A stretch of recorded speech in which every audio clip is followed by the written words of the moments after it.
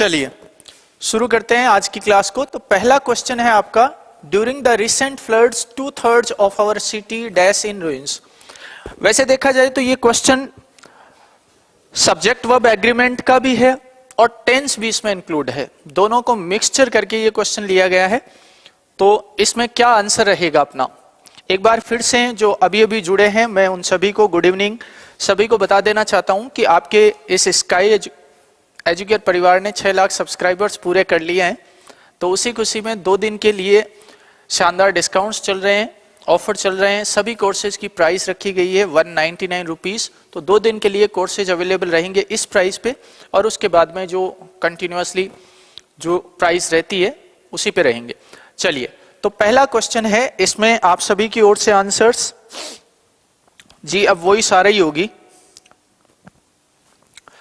चलो, इस क्वेश्चन में अपने को आंसर देना है। तो देखो इसमें दे रखा है ड्यूरिंग द रिसेंट फ्लड्स, इसका मतलब हो गया कि हाल ही में जो बाढ़ आई थी उसके दौरान 2/3 of our city dash ruined, हमारे शहर का 2/3 हिस्सा है वो बर्बाद हो गया, नष्ट हो गया।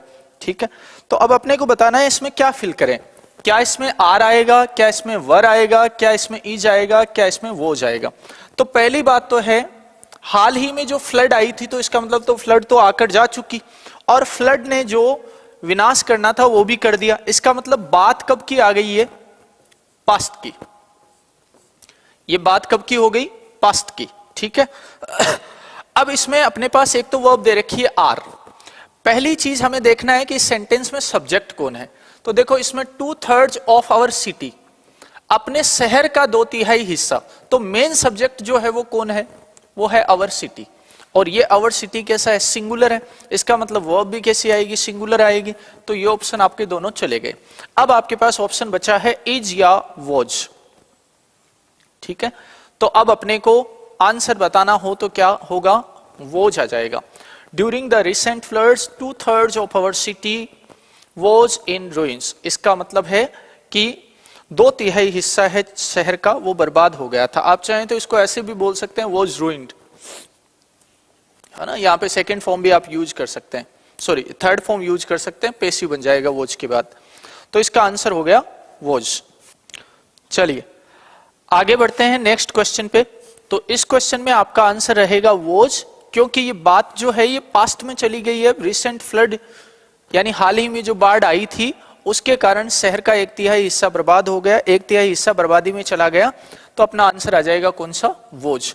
अब कईयों को लग रहा होगा कि इसमें इज भी आ सकता है, नहीं इसमें इज तो नहीं आ सकता। यदि यहाँ पे हैज है वो अपने पास ऑप्शंस होते तो यहाँ पे हो जाता हैज रूइंड, लेकिन वो ऑप्शन अपने पास है नहीं। तो ये बात हो गई पास्ट की। प्रेजेंट परफेक्ट जो टेंस होता है वो भी नियर पास्ट होता है। ठीक है, तो यदि प्रेजेंट परफेक्ट होता तो वो अपना आंसर करेक्ट हो जाता, यदि वो नहीं है तो फिर आपका आंसर कौन हो जाएगा, पास्ट हो जाएगा। चलिए बढ़ते हैं अगले क्वेश्चन पे।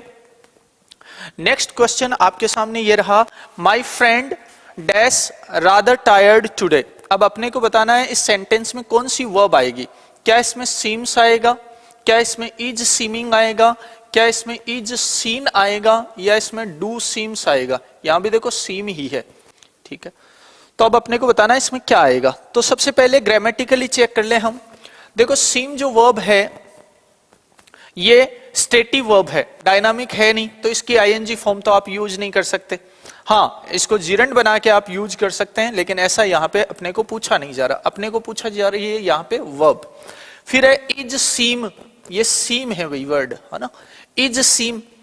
तो जैसे ही इज आर एम आते हैं तो सीम की फर्स्ट फॉर्म नहीं बल्कि कौन सी फॉर्म आनी चाहिए, थर्ड फॉर्म आनी चाहिए। पैसिव भी बनाए तो ये भी पॉसिबल नहीं है ग्रामेटिकली।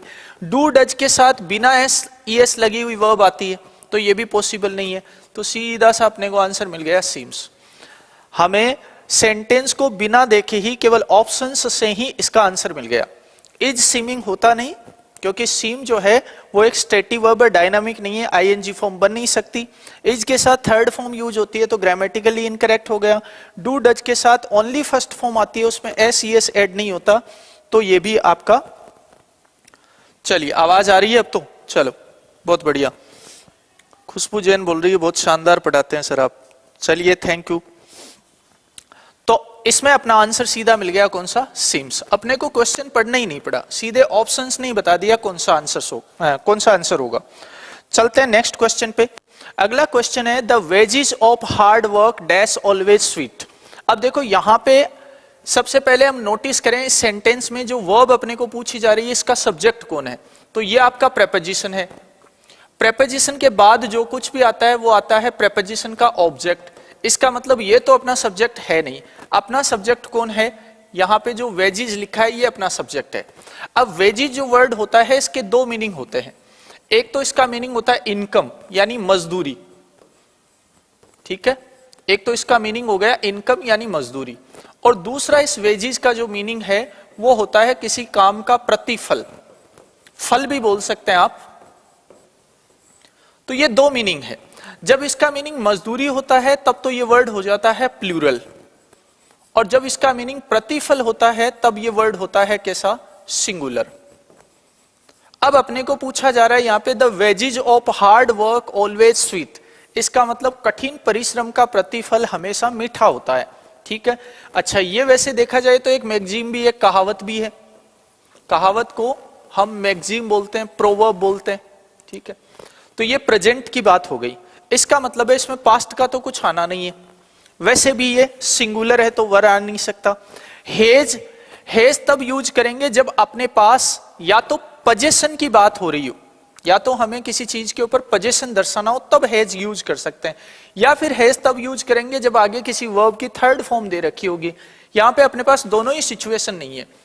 सब्जेक्ट का किसी चीज के ऊपर पोजेशन भी नहीं बताना है अपने को, और न ही यहां पे वर्ब की कोई थर्ड फॉर्म दे रखी है। तो इसका मतलब अपना ये वाला आंसर भी गया। अब अपने पास दो ऑप्शंस बचे, इज और आर। ये सिंगुलर है क्योंकि यहां पे इसका मीनिंग प्रतिफल है, तो ये वाला आंसर भी नहीं है। आपका आंसर आ गया ये, the wages of hard work is always sweet. और ये वर्ड बहुत अच्छे से आप ध्यान में रखें। एक ऐसा ही वर्ड हो रहा है मीन्स। मीन्स के भी दो मीनिंग होते हैं। एक तो इसका मीनिंग होता है मजदूरी या आय, मजदूरी या फिर बोल सकते हैं आप आय। और एक मीन्स का मीनिंग होता है साधन। ये दो मीनिंग होते हैं, साधन, है ना। जैसे television is a means of entertainment, television है वो एंटरटेनमेंट का साधन है। तो यहां पे जो मीन्स है साधन मीनिंग दे रहा है वो तो मीन्स हो जाएगा कैसा आपका, सिंगुलर। और यहां पे जो आय वाला है ये आपका हो जाएगा कैसा, प्लूरल। तो ये दोनों वर्ड आप ध्यान में रखें, मीन्स और वेजेस। तो यदि इस मीनिंग के बेसिस पे अपन इस वर्ड को यूज कर रहे हैं तो इसके साथ सिंगुलर वर्ब आएगी क्योंकि ये सिंगुलर है, और इस मीनिंग के बेसिस पे यूज कर रहे हैं तो मीन्स के साथ प्लूरल वर्ब आएगी क्योंकि ये प्लूरल मीनिंग कन्वे कर रहा है। चलिए, बहुत बढ़िया। सभी के साधना भोजक, कविता चौधरी, खुशबू जैन, चलिए सभी के आंसर्स करेक्ट आ रहे हैं, तो इसमें आपका आंसर रह गया इज। आगे बढ़ते हैं, नेक्स्ट क्वेश्चन। ये बहुत ही शानदार प्रश्न है, नथिंग डैश लाइक सक्सेस।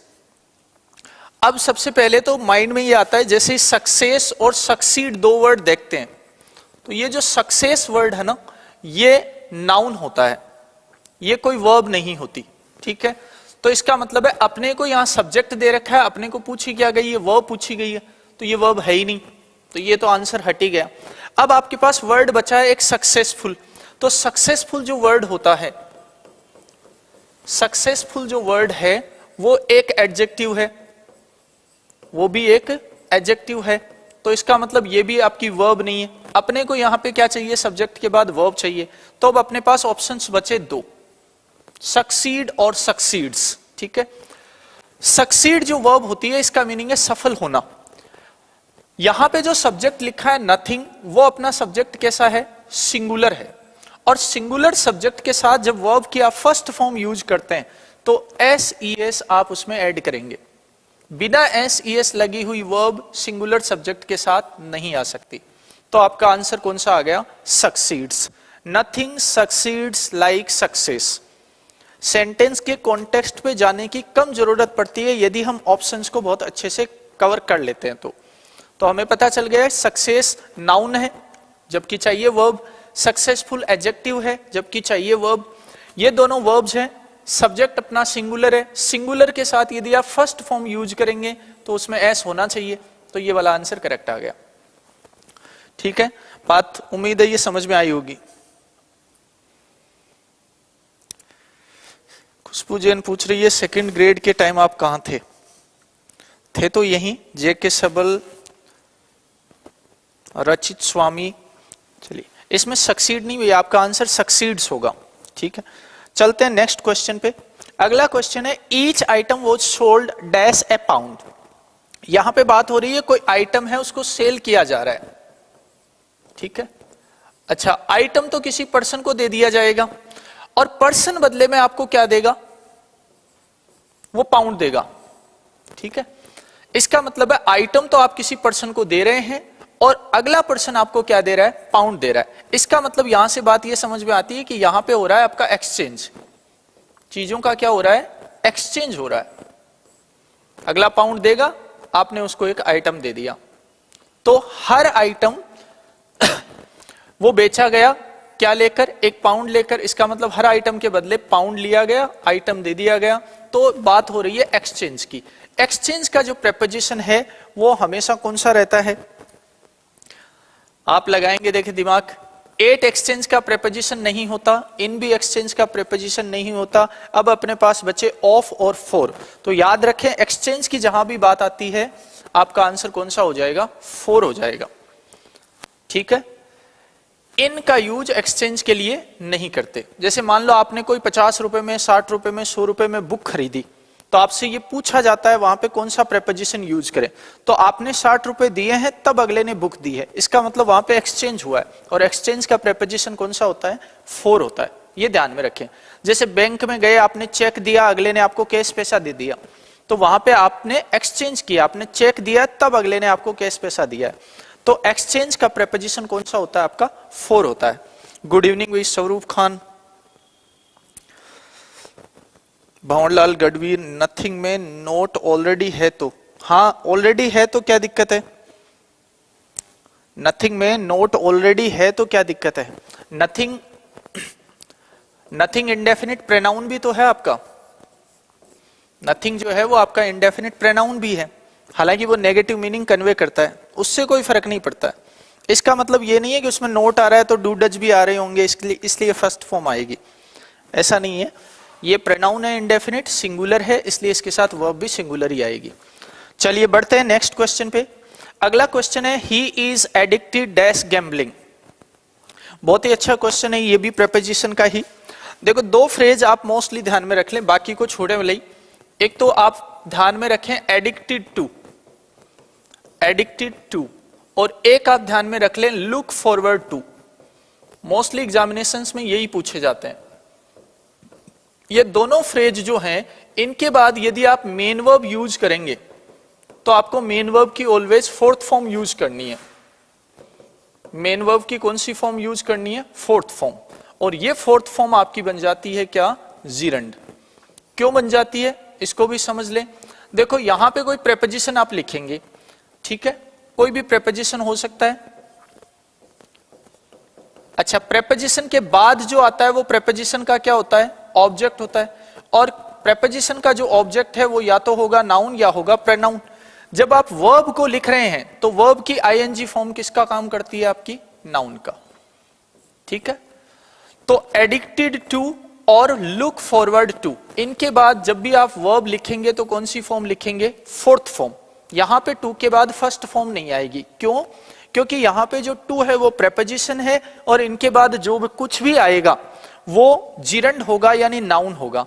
तो आपके माइंड में एक क्वेश्चन और उठता है कि टू के साथ तो फर्स्ट फॉर्म भी आती है। हाँ, फर्स्ट फॉर्म तब आप यूज करते हैं जब आपको इन्फिनेटिव यूज करना हो, जब आपको इस वर्ब को वर्ब ही रखना हो, नाउन नहीं बनाना हो, तब आप टू के साथ फर्स्ट फॉर्म यूज करते हैं। लेकिन ये जो फ्रेजेस हैं, इनमें इन वर्ब्स के बाद में एक और वर्ब की जरूरत ही नहीं है, इन्फिनेटिव की जरूरत ही नहीं है। इसलिए आगे जो कुछ भी आएगा वो नाउन होगा, और नाउन होगा तो वर्ब की कौन सी फॉर्म होगी, फोर्थ फॉर्म, यानी वो जीरंड बन जाएगा। तो यहां पे भी ऐसा ही अपने को पूछा जा रहा है एडिक्टेड के साथ कौन सा प्रेपोजिशन आएगा। तो ये दोनों फ्रेज ध्यान में रखें, एडिक्टेड टू और लुक फॉरवर्ड टू। यहां पे दोनों में टू दे रखा है, आगे जो भी आएगी वो वर्ब की कौन सी फॉर्म आएगी, आईएनजी फॉर्म, और ये क्या बन गया आपका, नाउन बन गया। क्योंकि इन दोनों वर्ब्स के बाद में आपको तुरंत ही कोई इन्फिनेटिव वर्ब लगाने की जरूरत नहीं है। चलिए बहुत बढ़िया, चलिए सभी का आंसर आ रहा है। महेश रीड फर्स्ट, साधना भोजक, जेके सबल, चलिए बहुत अच्छे। अगला क्वेश्चन है आपके आर्टिकल टॉपिक से, लाइफ इज अनप्रेडिक्टेबल। अब इसमें अपने को बताना है कौन सा आर्टिकल यूज होगा, क्या यहां पे ए आएगा, क्या यहां पे एन आएगा, क्या यहां पे द आएगा। तो सबको पता होगा लाइफ जो है उसको आप देख नहीं सकते, फील कर सकते हैं, है ना। लाइफ को आप देख नहीं सकते, यदि देख नहीं सकते तो ये कौन सा नाउन हो गया आपका, एब्स्ट्रैक्ट नाउन हो गया, ये एब्स्ट्रैक्ट नाउन हो गया। और एब्स्ट्रैक्ट नाउन्स जो होते हैं उनके पहले जनरली कोई आर्टिकल यूज नहीं होता, लेकिन यदि एब्स्ट्रैक्ट नाउन्स भी स्पेसिफिक हो जाएं, एब्स्ट्रैक्ट नाउन्स भी स्पेसिफिक हो जाएं तो आप उनके पहले द आर्टिकल यूज कर सकते हैं, ठीक है। तो यहां पे हम कह रहे हैं लाइफ इज अनप्रेडिक्टेबल, किसकी लाइफ, इसके बारे में हमें कोई जानकारी नहीं है। इसका मतलब हम किसी स्पेसिफिक लाइफ की बात नहीं कर रहे, हम बात कर रहे हैं जनरल लाइफ की। और जनरल है तो ये एब्स्ट्रैक्ट नाउन है, और एब्स्ट्रैक्ट नाउन्स के पहले कोई आर्टिकल का यूज नहीं होता। तो आपका आंसर आ गया ये वाला, नो आर्टिकल। लेकिन इसी को यदि ऐसे दे दिया जाता, ठीक है, ऐसे दे दिया जाता, life of a soldier is hard, ठीक है, ऐसे दे दिया जाता, तो अब हम लाइफ की बात कर रहे हैं। लाइफ कौन सा नाउन है, एब्स्ट्रैक्ट। अच्छा, किसकी लाइफ की बात कर रहे हैं, तो सोल्जर की लाइफ की बात कर रहे हैं। तो ये लाइफ कैसा बन गया यहां पे, यहां पे ये बन गया आपका स्पेसिफिक। और यदि ये स्पेसिफिक बन गया है तो आप इसके पहले कौन सा आर्टिकल यूज करेंगे, द, ठीक है। तो जब भी कोई एब्स्ट्रैक्ट नाउन जनरली यूज होता है तो उसके पहले नो आर्टिकल, यदि एब्स्ट्रैक्ट नाउन स्पेसिफिक हो जाए तो आप उसके पहले द आर्टिकल यूज कर सकते हैं। बहुत अच्छा कॉन्सेप्ट है। चलिए, तो द आर्टिकल, इसमें आपका आंसर रहेगा नो आर्टिकल, इसमें आ जाएगा द आर्टिकल। चलते हैं नेक्स्ट क्वेश्चन पे। अगला क्वेश्चन है आपके क्लोज वाले टॉपिक से, ठीक है। The man whom you gave shelter was a thief। इसमें मैं अंडरलाइन कर देता हूं, whom you gave shelter, ये वाला क्लोज है। अब आपको बताना है ये अंडरलाइन क्लोज कौन सा है, क्या ये एडवर्ब क्लोज है, क्या ये एडजेक्टिव क्लोज है, क्या ये नाउन क्लोज है, क्या ये मेन क्लोज है।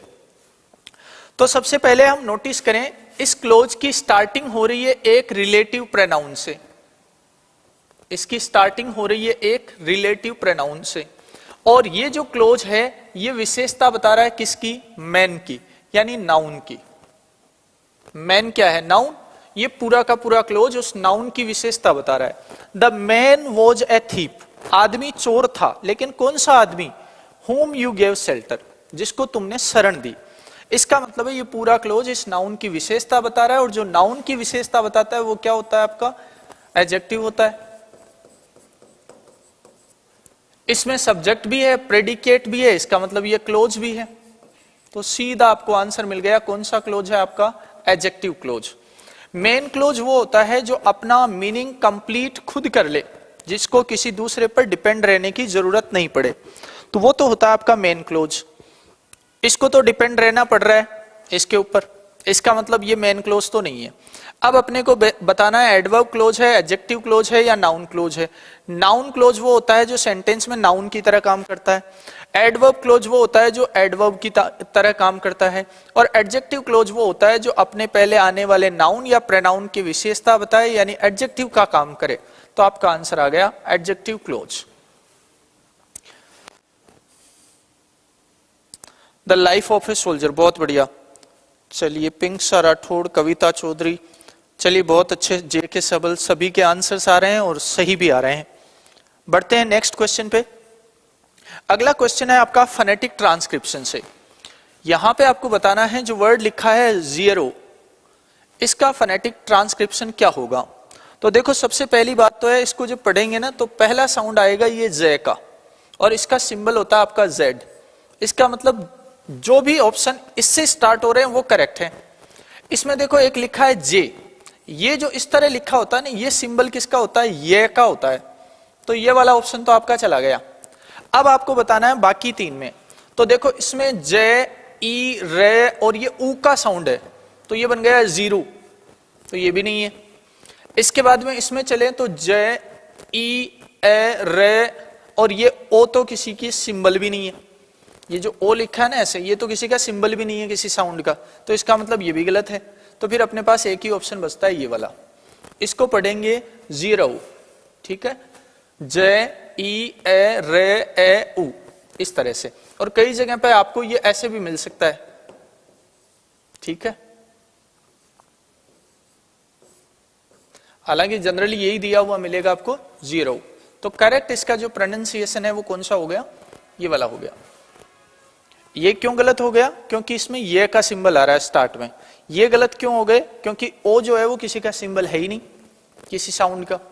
इसमें ऊ का सिंबल आ रहा है, जबकि लास्ट में ऊ हम बोलते ही नहीं है, तो हम पढ़ते हैं इसको जीरो। लास्ट में हल्की सी ऊ की साउंड आती है, जीरो। ठीक है, चलते हैं नेक्स्ट क्वेश्चन पे। तो इसमें आंसर जिन्होंने फर्स्ट वाला दिया है उनका करेक्ट है। चलिए, मनोज सैनी, एडजेक्टिव क्लोज, बिल्कुल। चलिए आगे चलते हैं अगले क्वेश्चन पे। अगला क्वेश्चन है, सभी यूज करते हैं मोबाइल और फोन। अब आपको बताना है इसका करेक्ट प्रोनाउंसिएशन क्या होगा, यानी इसको फोनेटिक ट्रांसक्रिप्शन में लिखें तो किस तरह से करेक्ट लिख पाएंगे। तो देखो, सबसे पहले ये बात हमने कर ली कि ये तो किसी साउंड का सिंबल है ही नहीं, तो ये तो बात ही गलत हो गई। हाँ, ये वाला सिंबल है फ, ए की साउंड है, ऊ की साउंड है, ने की साउंड है, तो ये बन गया फैउन, ये भी नहीं है आपका। फिर इसमें ये ओ आ गया, फिर ओ किसी की साउंड है नहीं, मतलब किसी का सिंबल नहीं है किसी साउंड का, तो ये भी बात गलत हो गई। तो फिर आपके पास ऑप्शन ये बचता है फ, ए, ऊ, न, फाउन। ये वाला आपका करेक्ट आंसर हो गया। ठीक है, बहुत बढ़िया। तो ये वाला आंसर हो जाएगा फाउन। तो ये आपके फोनेटिक से दोनों क्वेश्चंस आ गए। अब नेक्स्ट क्वेश्चन आपका आ रहा है एक्टिव और पैसिव वाले टॉपिक से। इसमें आपको क्वेश्चन दे रखा है, we added up the money and found that it was correct. अपने को बनाना है इसका पैसिव, क्योंकि यहाँ पे जो आप वर्ब नोटिस कर रहे हैं ये एक्टिव की है, यहाँ पे भी जो वर्ब दिखाई दे रही है वो एक्टिव की है। इसका मतलब है आपको इसका क्या बनाना है, पैसिव बनाना है। चलिए, क्या पैसिव बनेगा, the money was added up and found to be correct. Correct, it was found and the money was added. The money added up by us and it was correctly found. The money added up by us, found it was correct. तो देखो यहां पे दो sentences हैं जो आपस में combined है और दोनों का पैसिव हमें एक साथ जोड़ना है। तो यदि हम नोटिस करें तो सबसे पहले ये आ गया आपका सब्जेक्ट, ये आपकी आ गई मेन वर्ब, ये आ गया आपका ऑब्जेक्ट। ठीक है, तो इसका मतलब है आप जब पैसिव बनाते हैं तो पैसिव की स्टार्टिंग किससे होती है, ऑब्जेक्ट से। हालांकि बाद में वो उस पैसिव सेंटेंस का सब्जेक्ट बन जाता है, लेकिन हम तो शुरुआत कर रहे हैं ऑब्जेक्ट से। तो ये वाला आंसर तो आपका चला ही गया। अब देखो, the money, the money, the money. इसके बाद में हम इस वर्ब को पैसिव में चेंज करेंगे। तो ये कौन सी फॉर्म है, सेकंड फॉर्म। सेकंड फॉर्म जब आती है तो आप हेल्पिंग वर्ब कौन सी यूज करते हैं, वॉज या वर। तो यहां पे मनी के साथ क्या आ जाएगा, वॉज। इसमें दे रखा है, इसमें दे रखा है, इसमें नहीं है, इसका मतलब ये भी हट गया। अब चलते हैं, तो आपको इसी वर्ब की थर्ड फॉर्म लिखनी है। तो देखो इसमें दे रखा है एडिड अप, इसमें फाउंड दे रखा है, तो इसका मतलब ये आंसर तो पहले से ही गलत है। इसमें यहां भी आपको वॉज नहीं दे रखा, तो आपका आंसर ये आ गया। ठीक है भाई, वॉज किस में दे रखा था, एक तो इसमें और एक इसमें, ये पहले ही गलत हो गया। इसका मतलब ये वाला करेक्ट है, the money was added up, पहले इसका पैसिव बन जाएगा। एंड अब ये हेल्पिंग वर्ब कॉमन रह गई, ये थर्ड फॉर्म आ गई फाउंड। अब जो लिखा था हमने दैट इट वॉज करेक्ट, इसको ऐसे भी लिख सकते हैं, टू बी करेक्ट, यानी इसी वर्ब को हम इन्फिनेटिव बना लेते हैं जो बी वर्ब है, तो टू बी करेक्ट। इस तरह से इस सेंटेंस का पैसिव बन जाएगा, the money was added up and found to be correct. चलिए नेक्स्ट क्वेश्चन, अगला भी पैसिव का ही क्वेश्चन है और पैसिव के क्वेश्चन में लिखा है लेट्स लर्न इंग्लिश। इसका आपको बनाना है पेसिव। खुशबू जैन, स्वाति शर्मा, कविता चौधरी, शंभूलाल मीणा, चलिए सभी के आंसर्स करेक्ट आ रहे हैं। मनोज सैनी, बहुत बढ़िया। अब इस क्वेश्चन का आंसर बताना है तो आपको पता होगा कि लेट्स वाले जब सेंटेंस का पेसिव बनाते हैं तो केवल पेसिव ही आपको किसका बनाना होता है, लेट्स का बनाना होता है।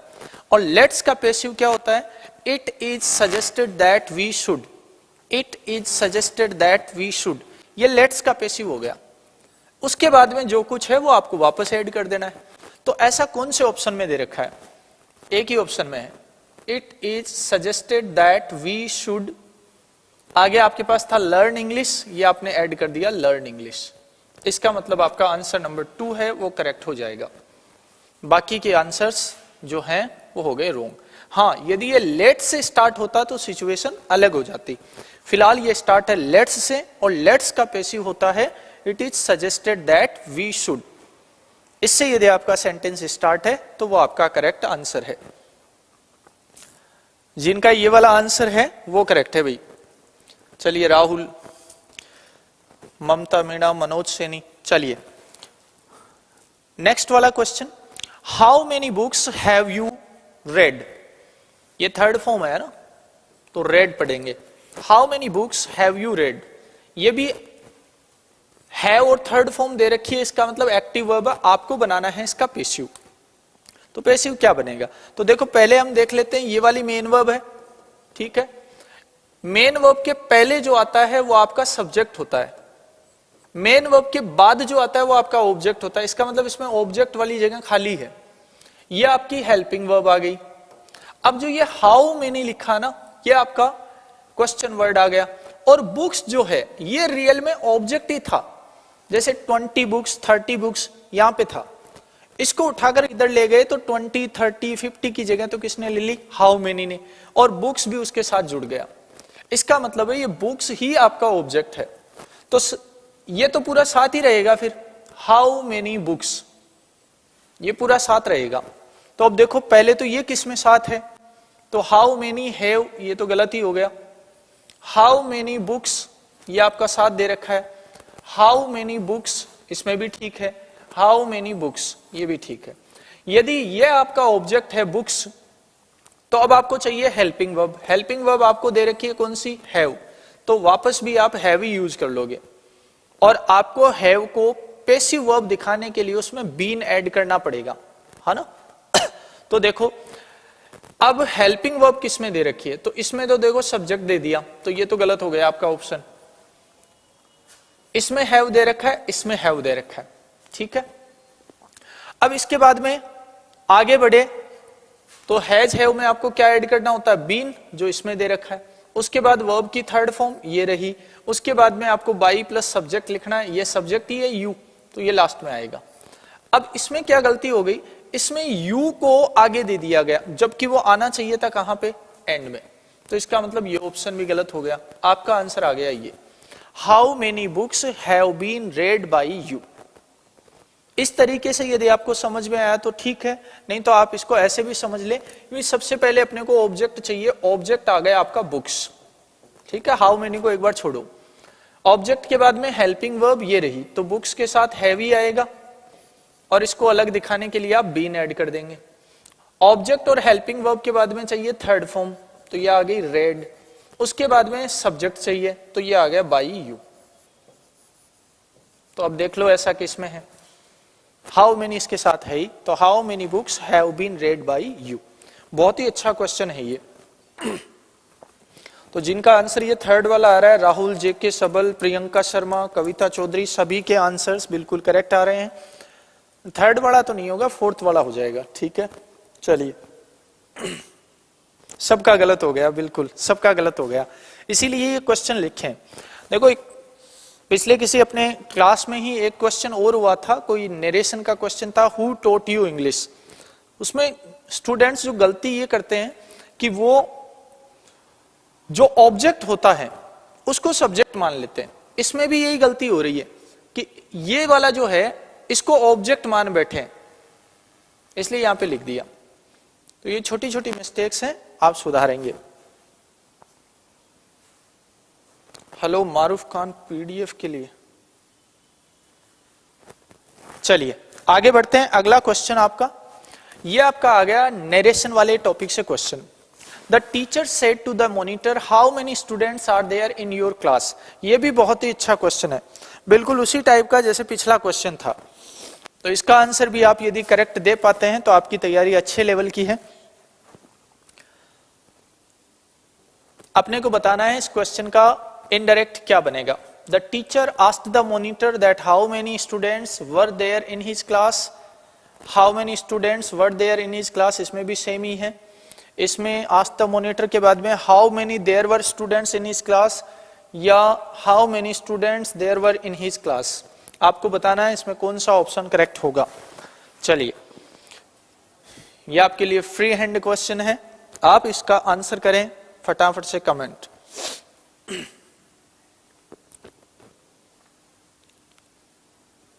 चलो देखो ये वाला सेंटेंस है, इसमें सबसे पहले अपने को क्या करना होता है, आर एस वाले सेंटेंस को आइडेंटिफाई करना होता है। आर एस वाला जो सेंटेंस है ये कैसा है, इंटेरोगेटिव है। जब आर एस का सेंटेंस इंटेरोगेटिव होता है तो अपने को यहाँ पे सेड टू के प्लेस पे आस्ट यूज करना होता है, तो ये सभी में करेक्ट है आपका आस्ट। ठीक, इसके बाद में मॉनिटर मॉनिटर ही रहेगा। अब यहां पे पहुंच जाते हैं हम कंजंक्शन। यदि ये WH वर्ड से स्टार्ट है तो आपका कंजंक्शन भी WH वर्ड ही रहेगा। ठीक है, तो यहां पे देखो इसमें दैट दे दिया तो ये वाला तो गलत ही हो गया आपका ऑप्शन, कंजंक्शन दैट आ नहीं सकता। इसमें हाउ मेनी दे रखा है, इसमें भी हाउ मेनी दे रखा है, इसमें भी हाउ मेनी दे रखा है, यहां तक की बात करेक्ट है। अब जैसा अभी पैसिव में हमने पढ़ा था कि हाउ मेनी के साथ ये स्टूडेंट्स जुड़ा हुआ है, ये अलग नहीं होगा। तो देखो हाउ मेनी स्टूडेंट्स इसमें ठीक दे रखा आपका, हाउ मेनी इसमें स्टूडेंट्स नहीं दे रखा, तो ये भी आपका ऑप्शन चला गया। अब हाउ मेनी स्टूडेंट्स ये भी आपका ठीक है। अब बच गए दो ऑप्शंस, आपको बताना है इनमें से कौन सा आंसर आपका करेक्ट है। ठाकुर मयंकपाल मोबारसा एक सही लग रहा है। शंभूलाल जी मीणा कह रहे हैं 14th में सेकंड वाला ऑप्शन करेक्ट है। चलो अब मैं बात कर लेता हूं आगे। ये पूरा का पूरा जो आपने देखा ना, ये पूरा WH वर्ड ही है, इसके साथ ये नाउन जुड़ा हुआ है। आप ऐसे चार वर्ड्स ध्यान में रखें। एक तो आप ध्यान में रखें हाउ मेनी, ठीक है। एक आप ध्यान में रखें हाउ मच, एक आप ध्यान में रखें हुज, और एक आप ध्यान में रखें विच। ये चार वर्ड ऐसे हैं, इनके साथ अक्सर आपको एक नाउन जोड़ के दे दिया जाता है इन चारों के साथ, और वो नाउन चाहे आप पैसिव बना रहे हैं चाहे आप इनडायरेक्ट बना रहे हैं, इनके साथ ही रहेगा। तो इसका मतलब है ये तो पूरा WH वर्ड ही आया। अब WH वर्ड यानी कंजंक्शन के बाद आपको पहले किसकी नीड होती है, सब्जेक्ट की। अब इसमें सब्जेक्ट कौन सा है, तो स्टूडेंट्स तो आपका सब्जेक्ट था नहीं, ये तो WH वर्ड के साथ ही शामिल हो गया। तो आपका सब्जेक्ट कौन है यहाँ पे, देयर है। कौन है subject, there. There introductory subject है, इसको चेंज करने की जरूरत नहीं है। तो हाउ मेनी स्टूडेंट्स के बाद पहले आपका सब्जेक्ट आएगा जो कौन है, देयर है, और देयर दे रखा है आपके इस ऑप्शन में। इसमें आपको क्या दे दिया गया, पहले वर। तो जैसे ही हम कंजंक्शन लिखते हैं इसमें भी वर ही दे रखा है। जैसे ही हम कंजंक्शन लिखते हैं, कंजंक्शन के बाद सबसे पहले अपने को सब्जेक्ट की रिक्वायरमेंट है, जबकि इसमें दे दी गई वर्ब। तो आपका आंसर हो गया फोर्थ वाला, जिनका ये आंसर आया है वो करेक्ट है। प्रियंका शर्मा, मधु तंबोली, राहुल, हाँ दैट कंजंक्शन नहीं आएगा क्योंकि ये इंटरोगेटिव है। तो ये चार वर्ड आप ध्यान में रखना, चाहे आप एक्टिव पैसिव बना रहे हो चाहे आप नरेशन बना रहे हो। How many, how much, whose और विच के साथ अक्सर एक नाउन जुड़ा हुआ आता है। एक्टिव से पैसिव बनाएंगे तो भी वो नाउन साथ में ही जुड़ा हुआ रहेगा, उसे अलग नहीं कर सकते। और यदि आप नरेशन बना रहे हैं, नरेशन चेंज कर रहे हैं, तो भी इन WH वर्ड्स के साथ आने वाला नाउन इनके साथ ही रहेगा, और वो नाउन कोई सब्जेक्ट नहीं होता है, ये भी आप ध्यान में रखेंगे। वो नाउन कोई सब्जेक्ट नहीं होता है, वो WH वर्ड के साथ ही जुड़ा हुआ है। ठीक है, सब्जेक्ट आपको बाद में ढूंढना है। तो हमने इसमें सब्जेक्ट ढूंढ लिया, इसको छोड़ दें आप इतने को। तो इसके अलावा सब्जेक्ट ढूंढेंगे तो कौन सा मिल गया आपको, देयर। तो पहले आपका सब्जेक्ट आ जाएगा हाउ मेनी स्टूडेंट्स के बाद, फिर आपकी वर्ब आ जाएगी। तो वर्ब कौन सी दे रखी है इसमें, आर दे रखा है, इज आरएम को चेंज कर देते हैं आप वोज वर में, क्योंकि आपकी रिपोर्टिंग वर्ब पास्ट में है, तो वर आ जाएगा, इन आ जाएगा। अब आप योर को चेंज कर लेते हैं, तो योर कौन सा पर्सन है, सेकंड पर्सन, ऑब्जेक्ट के अकॉर्डिंग चेंज हो जाएगा, तो आपका आंसर आ जाएगा हिज। आंसर आ गया ये वाला। ये दोनों ही क्वेश्चंस बहुत अच्छे से ध्यान में रखना आप, ये वाला भी इसी पे बेस्ड है, ये वाला भी, दोनों ही क्वेश्चंस। चलिए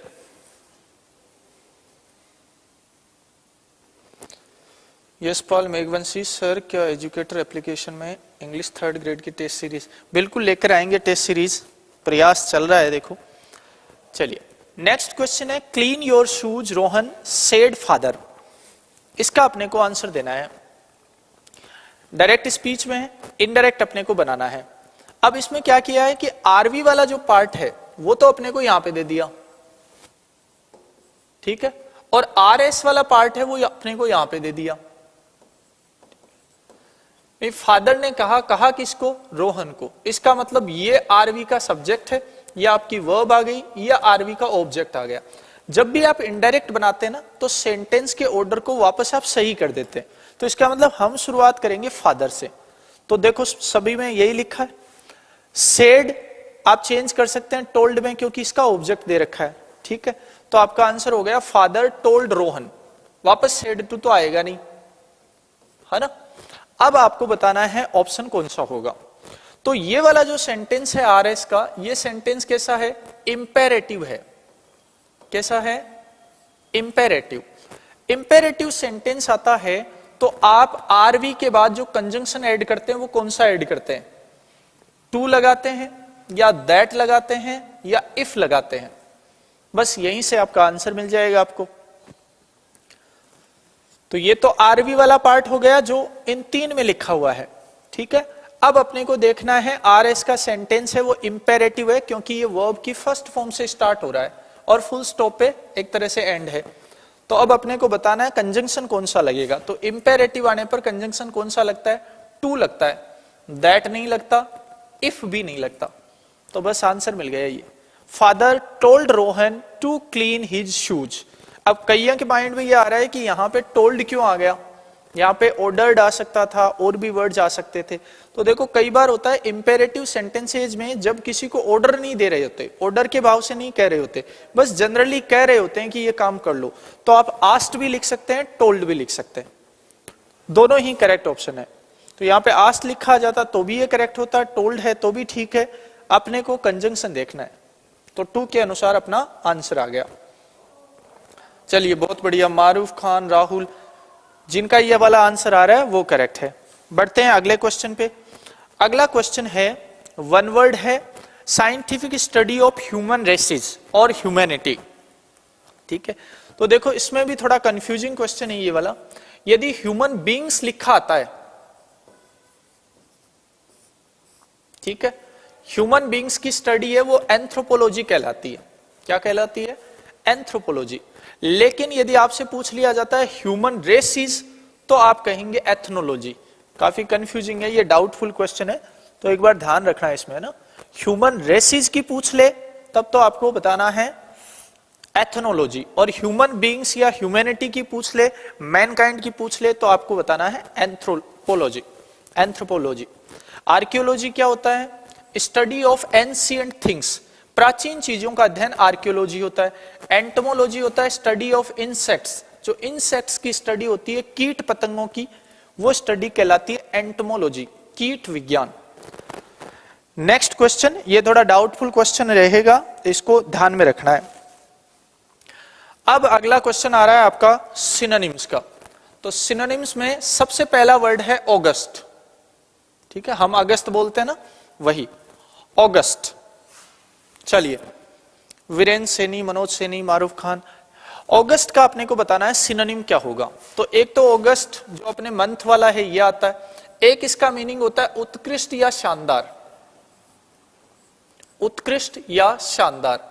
अच्छा, उत्कृष्ट को क्या बोलते हैं, एक तो हम बोलते हैं डिग्निफाइड, डिग्निफाइड, जितनी भी चीजें यूनिक होती हैं, उत्कृष्ट होती हैं अपने आप में, जैसे सन, मून, अर्थ, उनको बोलते हैं हम डिग्निफाइड थिंग्स, वो अपने आप में सर्वोच्च श्रेणी की होती हैं। दूसरा हम इसको बोल सकते हैं मजेस्टिक। क्या बोल सकते हैं? मजेस्टिक। तो ऑगस्ट का अपने को सिनोनिम बताना है, वो क्या हो जाएगा? मजेस्टिक हो जाएगा।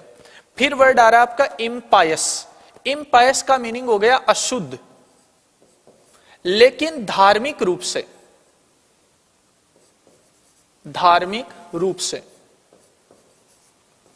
देखो, एक तो कोई सामान खरीद के लाते हैं, उसमें मिलावट आ जाए तो वो तो कहलाता है मिलावट युक्त, उसको तो हम बोलते हैं इम्प्योर। इम्प्योर, ठीक है। किसी सामान में मिलावट आ जाए वो तो ये है, लेकिन कोई धार्मिक रूप से चीज अशुद्ध हो तो हम कहेंगे इम्पायस। इसको आप अनहोली बोल सकते हैं, क्योंकि होली का मतलब क्या होता है? होली का मतलब हो गया धार्मिक रूप से शुद्ध, तो आप अनहोली कह सकते हैं, ठीक है। इम्पायस या अनहोली। या फिर धार्मिक रूप से शुद्ध होती है उसे रिलीजियस बोलते हैं, तो आप इसे इररिलीजियस भी बोल सकते हैं। ये वर्ड आपको ध्यान में रखने। इसके बाद में आ गया इटर्नल। इटर्नल का मतलब होता है शाश्वत, यानी लंबे समय तक हमेशा रहने वाला। इसको बोलते हैं एवरलास्टिंग। एवरलास्टिंग का मतलब हमेशा रहने वाला, हमेशा चलने वाला। या फिर आप इसको लॉन्ग लास्टिंग भी बोल सकते हैं, लंबे समय तक चलने वाला। या फिर आप इसको कांस्टेंट भी बोल सकते हैं। कांस्टेंट का मतलब हो गया लगातार, जो चीज हमेशा रहेगी, लगातार रहेगी, शाश्वत होगी, कांस्टेंट होगी। या फिर आप इसको बोल सकते हैं फॉरएवर। फॉरएवर का मतलब हमेशा के लिए। तो ये सारे के सारे वर्ड इटर्नल के क्या हो गए? सिनोनिम्स हो गए। इसमें से कांस्टेंट और फॉरएवर, ये दो वर्ड आप इंपॉर्टेंट ध्यान में रखें। फिर आता है डबियस। डबियस का मतलब हो गया संदेहास्पद। संदेहास्पद यानी जिसके ऊपर डाउट हो, तो इसे हम बोल देंगे डाउटफुल। डाउटफुल, ठीक है। ये इस वर्ड का सिनोनिम हो गया। तो ऑगस्ट वर्ड है, ऑगस्ट वर्ड का सिनोनिम हो जाएगा मजेस्टिक, या दे सकते हैं आपको डिग्निफाइड। इम्पायस, अनहोली और irreligious. Eternal, everlasting, long lasting, constant, forever. और डबियस हो गया आपका डाउटफुल। नेक्स्ट क्वेश्चन, जिनका भी ये आंसर आ रहा है वो बिल्कुल करेक्ट है। सुमन बोल रही, कविता आपने इंग्लिश के लिए कौन सा कोर्स लिया हुआ है? चलिए, नेक्स्ट क्वेश्चन है आपका लोक्वेशियस। इस वर्ड के भी आपको बताने हैं सिनोनिम्स। आपके पास एक तो वर्ड है सेलाइंट, एक वर्ड है टॉकेटिव, एक है ओडेशियस और एक हो गया इनसेंसिटिव। चलिए, आपको आंसर बताना है इसका। लोक्वेशियस का क्या मीनिंग है? तो लोक्वेशियस जो वर्ड होता है, इसका मीनिंग होता है बातूनी, ज्यादा बोलने वाला। इसका मीनिंग हो गया बातूनी, ज्यादा बातें करने वाला। अच्छा, ज्यादा बातें करने वाले को एक तो हम बोल देते हैं टॉकेटिव, तो इसका मतलब अपना आंसर तो यही आ गया, टॉकेटिव। लेकिन इसके अलावा भी अपने को वर्ड्स ध्यान में रखने। आप इसे चाहें तो बोल सकते हैं वर्बस, ठीक है। आप चाहें तो इसे बोल सकते हैं चैटर बॉक्स या चैटी, ज्यादा चैट करने वाला चैटी भी बोलते हैं और चैटर बॉक्स भी बोलते हैं, ठीक है।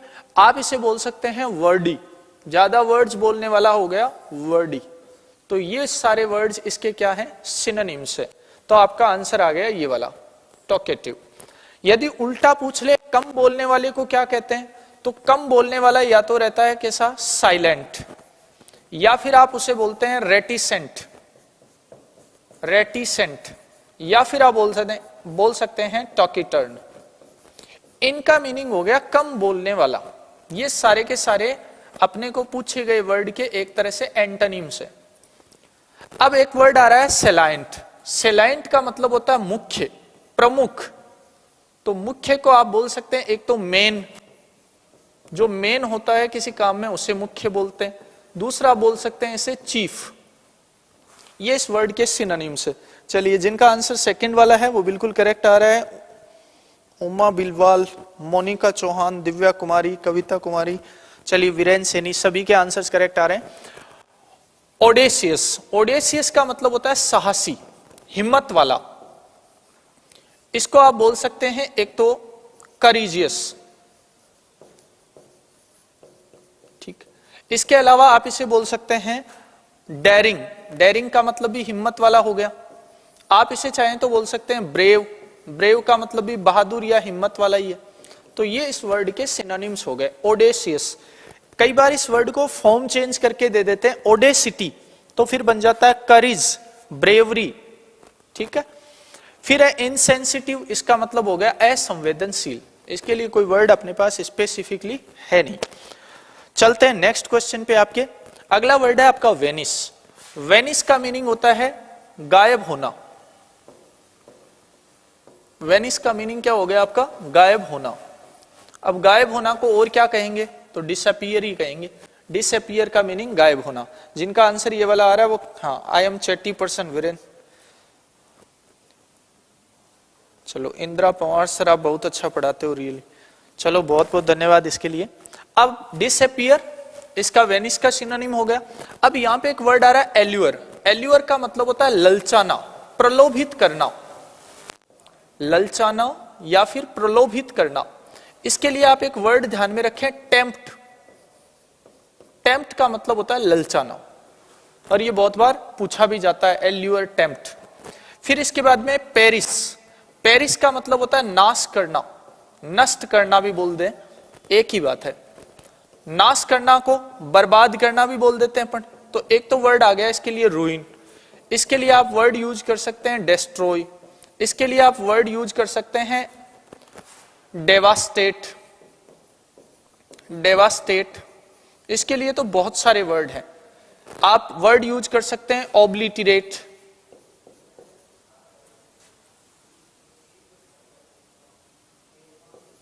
ऑब्लिटरेट। इसी तरह आप वर्ड यूज कर सकते हैं इसके लिए एक्सटिंग्विश। एक्सटिंग्विश का एक मीनिंग बुझाना होता है। एक फ्रेजल वर्ब चलती है पुट आउट। पुट आउट का मतलब बुझाना होता है, ठीक है। तो एक तो एक्सटिंग्विश बुझाना भी होता है, और एक एक्सटिंग्विश नाश करना, नष्ट करना भी होता है।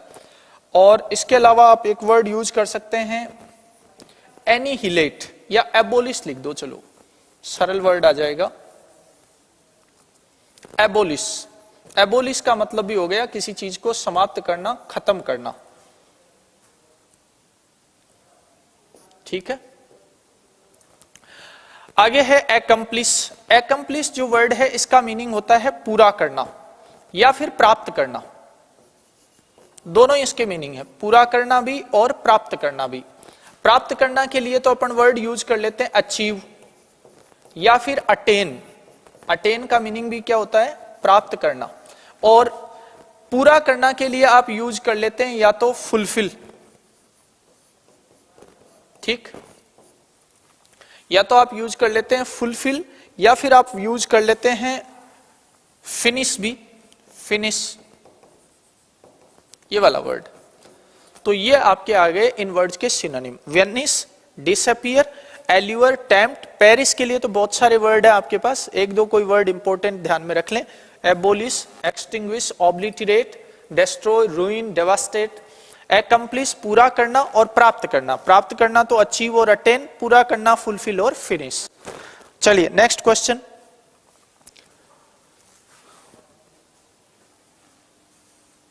Sir your explanation style is so nice, thank you. Gopal Kumawat, JK Sabal. चलिए एंटोनिम बताने हैं अपने को। वर्ड है अपने पास स्ट्राइफ। घर में लड़ाई झगड़ा कलह होती है ना, उस कलह को कहा जाता है स्ट्राइफ। स्ट्राइफ का मीनिंग हो गया कलह। अब आपको बताना है इसका ऑपोजिट क्या होगा, इसका एंटोनिम क्या होगा। तो देखो, एक तो दे रखा है वॉर, ये तो आप जानते ही हैं, युद्ध। इसका मतलब ये तो इसका सिनोनिम हो गया। पीस, ये आपकी शांति हो गई, ठीक है। इसके बाद में एंगर, ये आपका क्रोध हो गया, गुस्सा हो गया। और वो, ये बहुत अच्छा वर्ड है, इसका मतलब होता है दुख। और दुख को आप क्या बोलते हैं? सोरो।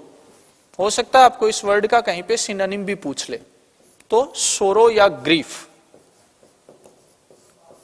ये वर्ड्स हैं। तो अपना आंसर क्या रहेगा? कलह का उल्टा क्या हो जाएगा? तो युद्ध हो नहीं सकता, युद्ध तो कलह ही है। गुस्सा भी नहीं होगा, दुख भी नहीं होगा। आपका आंसर क्या हो जाएगा? कलह का उल्टा होता है शांति, पीस। बहुत अच्छे, दिव्या कुमारी, लक्ष्मी टॉक, सुबी खान, वीरेन सैनी। चलिए सभी का आंसर पीस ही आ रहा है, बहुत बढ़िया, बिल्कुल करेक्ट आंसर है। फिर अगला वर्ड है प्रूडेंस। इस नाम से कई जगह पे कोचिंग सेंटर्स भी चलते हैं डिफरेंट टाइप के, हम भी इस वर्ड का बहुत बार यूज करते रहते हैं। तो प्रूडेंस जो वर्ड है इसका मीनिंग होता है बुद्धि या विवेक, बुद्धि या विवेक। इसको बोलते हैं आप विजडम। बुद्धि को क्या बोलते हैं आप? विजडम बोलते हैं, ठीक है। अब अपने को बताना है इसका एंटोनिम क्या होगा। तो देखो एक तो वर्ड दे रखा है मेलिस। मेलिस का मीनिंग होता है द्वेष।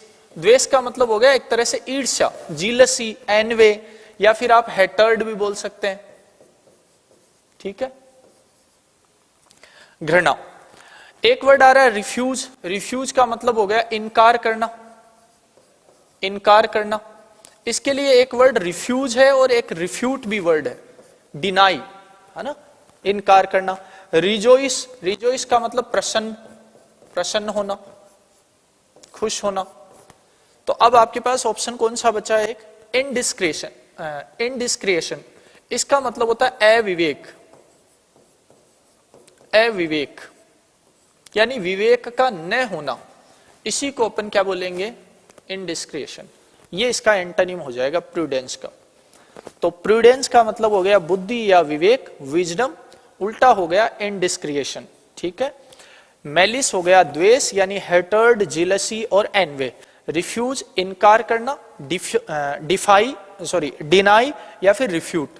और रिजोइस जो वर्ड है इसका मीनिंग हो गया प्रसन्न करना, खुश करना। चलिए नेक्स्ट क्वेश्चन पे चले। अगला क्वेश्चन है अपने पास ईडियम फ्रेज वाले चैप्टर से। तो पहला है टू लीड एस्ट्रे। इसका अपने को मीनिंग बताना है। तो जो एस्ट्रे होता है ना, इस एस्ट्रे का मतलब होता है पथ से भटकाना, गलत डायरेक्शन की तरफ ले जाना। तो लीड का मतलब ही है ले जाना, और एस्ट्रे का मतलब हो गया पथ भ्रष्ट, यानी पथ भ्रष्ट की तरफ ले जाना। अब इसमें अपना आंसर क्या हो जाएगा? To take back what you have said, जो आपने कहा है उस पे ले जाना। टू मिसगाइड, मिसगाइड का मतलब होता है किसी को गाइड न करके उल्टा उसको रास्ते से भटकाना। To achieve two results with one effort, ये तो खुद एक ईडियम का मीनिंग है। इसका मतलब होता है एक ही एफर्ट से दो रिजल्ट प्राप्त करना, है ना। और लास्ट में है टू अपोलोजाइज हम्बली। इसका मतलब होता है बड़ी विनम्रता से माफी मांगना। तो अपना आंसर कौन सा हो गया? पथ से भटकाना यानी किसी को मिसगाइड करना। तो ये वाला अपना आंसर आ गया। ये जो to achieve two results with one effort लिखा है, इसका मीनिंग, ये किस ईडियम का मीनिंग है? Kill two birds with one stone. Kill two birds with one stone, एक तीर से दो शिकार, बस उसी का मीनिंग है ये। तो ये आपका ईडियम है और उसका ये वाला मीनिंग है। तो ये भी आप ध्यान में रखें। Kill two birds with one stone, it means to achieve two results with one effort. चलिए नेक्स्ट क्वेश्चन पे चले अपन। अगला क्वेश्चन है ड्रॉप इन बकेट। ड्रॉप का मतलब पानी की बूंद, बकेट का मतलब बाल्टी। बाल्टी में पानी की बूंद कितनी होगी भी? न के बराबर मात्रा होगी। बाल्टी में पानी की बूंद कितनी होगी? न के बराबर मात्रा, बहुत कम मात्रा। तो इसमें अपने पास ऑप्शन है एज मच एज पॉसिबल, जहां तक हो सके संभव, या जितना संभव हो सके उतना। नथिंग एट ऑल, बिल्कुल भी नहीं। ए हैंडसम अमाउंट, बहुत अच्छी मात्रा। ए वेरी इनसिग्निफिकेंट अमाउंट, यानी बहुत कम मात्रा।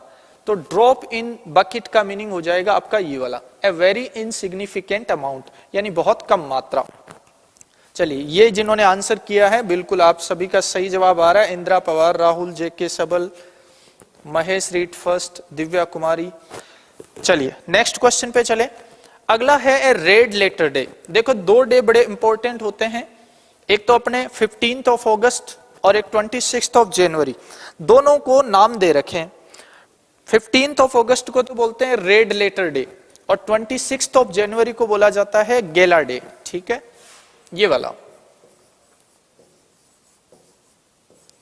और ये दोनों ही आपके लिए ईडियम फ्रेज में आते हैं।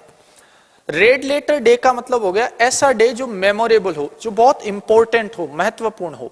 और गेला डे का मतलब होता है प्रसन्नता वाला दिन, day of happiness, day of enjoyment. तो 26 जनवरी को अपना संविधान लागू हुआ, इसलिए वो प्रसन्नता का दिन था। 15 अगस्त ये सभी के लिए इंपॉर्टेंट डे था, क्योंकि उस दिन सभी को हमें फ्रीडम मिली थी, आजादी मिली थी। तो इसका मतलब है रेड लेटर डे का मतलब हो गया वो दिन जो महत्वपूर्ण है, एन इंपॉर्टेंट डे। न तो ये लेटर्स राइट करने का डे है, रेड से मार्क करने का डे भी नहीं है, रेड पेन से लिखने का दिन भी नहीं है ना, वो है एक important day, an important day, या कई बार ऑप्शन में दे देते हैं ए मेमोरेबल डे, याद रखने वाला दिन। और गेला डे दे दे तो a day of happiness, a day of enjoyment. Next question, अब आपके क्वेश्चंस आ रहे हैं वो हैं टीचिंग मेथड्स से। तो सबसे पहले which of the following is not true about direct method. कल भी एक क्वेश्चन आया था डायरेक्ट मेथड से रिलेटेड और एक बच्चे ने फिर कमेंट भी किया था। तो मैं बता दूं कि डायरेक्ट मेथड का जो अगेंस्ट है, ऑपोजिट है, वो ट्रांसलेशन कम ग्रामर मेथड होता है। और डायरेक्ट मेथड की जो डीमेरिट्स होते हैं उनको रिमूव करने के लिए, उनको इंप्रूव करने के लिए सब्स्टिट्यूशनल जो मेथड है उसका यूज करते हैं। तो ये ध्यान में रखना है। इसका ऑपोजिट पूछे तो ट्रांसलेशन कम ग्रामर मेथड। यदि आपको कहीं से जानकारी नहीं मिलती है तो गूगल पर आप सर्च करिए डायरेक्ट मेथड, विकिपीडिया पर जाइए, आपको आंसर अपने आप ही मिल जाएगा, सबसे अच्छा सोर्स है। तो इस क्वेश्चन में अपने को बताना है कि डायरेक्ट मेथड के बारे में कौन सी बात सच नहीं है। तो इनमें जो लिखी हुई है वो डायरेक्ट मेथड की कैरेक्टरिस्टिक्स हैं, यानी डायरेक्ट मेथड की विशेषताएं हैं। अब उनमें से कौन सी विशेषता डायरेक्ट मेथड की नहीं है ये अपने को बताना है। तो emphasis on the oral language, ये इसकी विशेषता है। जैसे ही आप पढ़ेंगे डायरेक्ट मेथड की कैरेक्टरिस्टिक्स कौन सी है, तो ये वाली है। इंटेंसिव स्पीच प्रैक्टिस, यानी गहन स्पीच प्रैक्टिस, ये वाली भी है। Extensive use of the new language, ये वाली भी इसकी विशेषता है। इसकी विशेषता ये नहीं है। इसका मतलब हो गया अपने को तो यही बताना है कौन सा है नहीं, तो अपना आंसर कौन सा आ गया, फोर्थ वाला। ग्रामर रिसाइटेशन इसकी कैरेक्टरिस्टिक नहीं है, ठीक है। तो इनमें से डायरेक्ट मेथड के लिए ये बात अप्लाई नहीं होती, बाकी तीनों बातें अप्लाई होती हैं। नेक्स्ट क्वेश्चन पे चले। Which teaching technique is not suitable for primary stage. Primary stage के जो बच्चे हैं उनको पढ़ाने के लिए कौन सी टीचिंग टेक्निक इनमें से सुटेबल नहीं है। तो अपने पास ऑप्शंस हैं, एक तो सिंपोजियम, एक है एक्सप्लेनेशन, एक है ड्रिल, एक है क्वेश्चनिंग। एक्सप्लेनेशन का मतलब है बच्चों को एक्सप्लेन करके बताया जाए, तो छोटे बच्चों को बताना ही होता है। ड्रिल करवाना यानी उनसे पीछे बुलवाना, बार बार उनको इंक्लूड करना अपने मैटर में, ये भी है। छोटे बच्चों से क्वेश्चन करना, ये भी उनके लिए उपयोगी है। अब ये जो है ना सिंपोजियम, इसका मीनिंग होता है संगोष्ठी, संगोष्ठी या फिर निबंध बोल सकते हैं आप। तो छोटे बच्चों के लिए ये निबंध वाली बात है ना, ये टेक्निक में अप्लाई नहीं होती। तो आपका आंसर आ गया ये। एक्सप्लेनेशन भी छोटे बच्चों को, प्राइमरी स्टेज के जो बच्चे हैं उनको सिखाने के लिए जरूरी होता है। ड्रिल भी होता है, क्वेश्चनिंग टेक्निक भी अपनाई जाती है, लेकिन निबंध वाली टेक्निक उनके लिए नहीं अपनाई जाती। बहुत बढ़िया, सिंपल से क्वेश्चंस हैं। चलिए आगे बढ़ते हैं। नेक्स्ट क्वेश्चन है आपका, why is testing necessary. Testing क्यों जरूरी है, ठीक है। टेस्टिंग क्यों जरूरी है, प्रिंसिपल ऑफ टेस्ट जो आया था आपका टेस्टिंग वाला, उसी से ये क्वेश्चन है। Testing is necessary to know the achievement level of learners. Learners ने कितना अचीव कर लिया है, मैटर को कितना गेन कर लिया है, उसको जानने के लिए टेस्टिंग नेसेसरी है।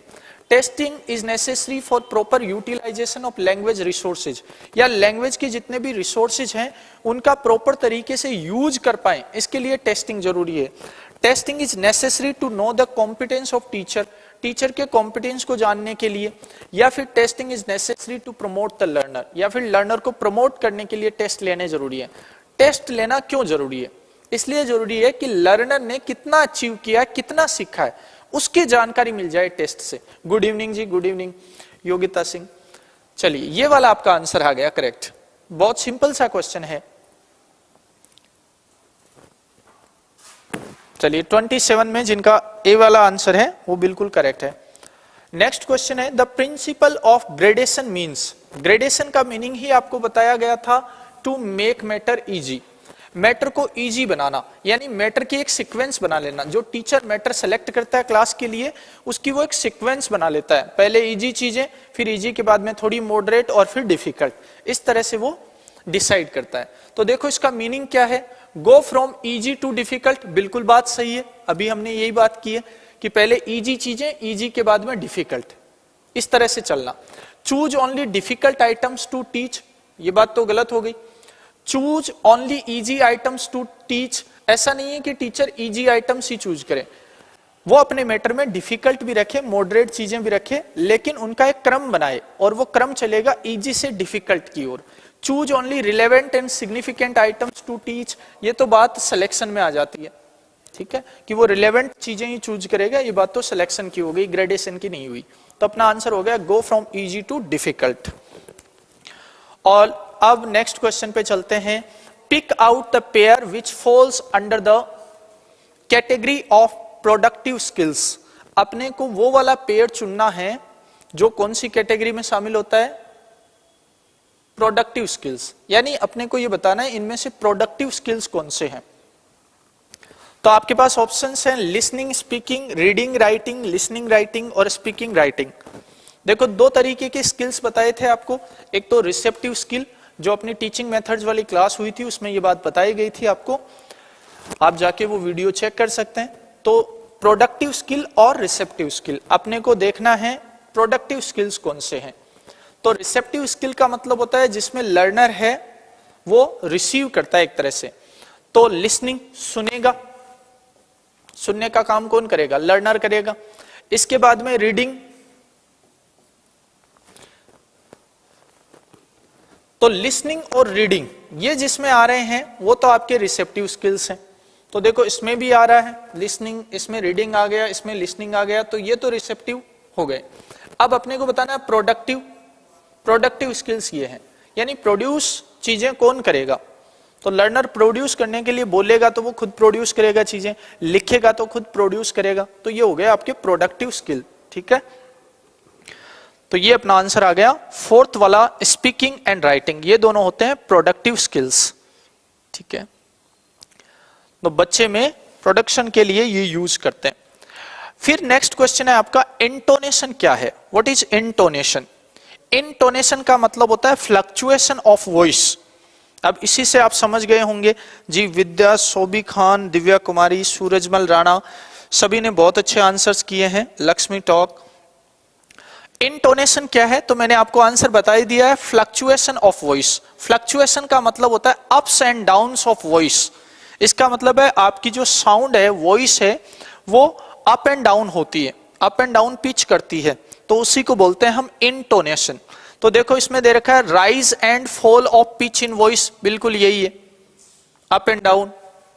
म्यूजिकल एस्पेक्ट ऑफ लैंग्वेज ये नहीं है, ग्रेटर एम्फेसिस ये भी नहीं है, और ये तो अपना आंसर हो ही नहीं सकता क्योंकि सीधा इसका मीनिंग ही है ups and downs in voice pitch, ठीक है। तो ये वाला आपका आंसर हो गया। इंटोनेशन क्या है, rise and fall of pitch in voice. चलिए तो आज की क्लास यहीं पे समाप्त करते हैं। उम्मीद है बहुत अच्छा सेशन रहा होगा। यदि सेशन आपको पसंद आता है तो आप लाइक, शेयर और कमेंट करना नहीं भूलें। ज़्यादा से ज़्यादा शेयर करें ताकि उनको भी बेनिफिट मिल सके जो इस तरह की टेस्ट सीरीज की सर्च में है। चलिए बहुत बहुत धन्यवाद।